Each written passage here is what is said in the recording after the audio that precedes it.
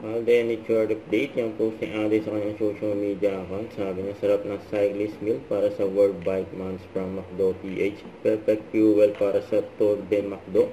This June 29 in Ayala Avenue, car free Sunday ride na. Yung mga kasali si Alden dyan, siyempre. Ito pa, behind the scene ni Alden sa feed commercial niya ng Rebisco Crackers. Hi guys! We arrived at the set around 8 a.m. and had breakfast muna.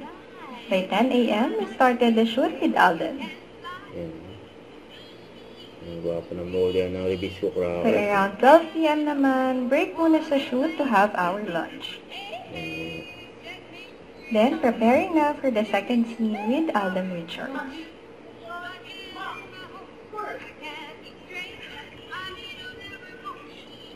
And then, last shoot na for the barbershop scene.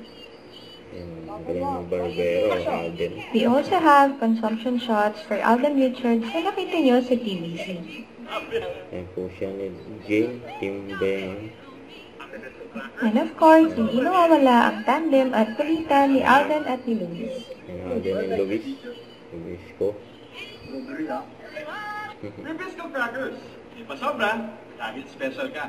Dahil special ka, saba. Right now, with this kind of For project, the Belos Car Project. parang mas marami pa pong nangangailangan ng talagang totoong tulong when it comes to reconstructive surgery.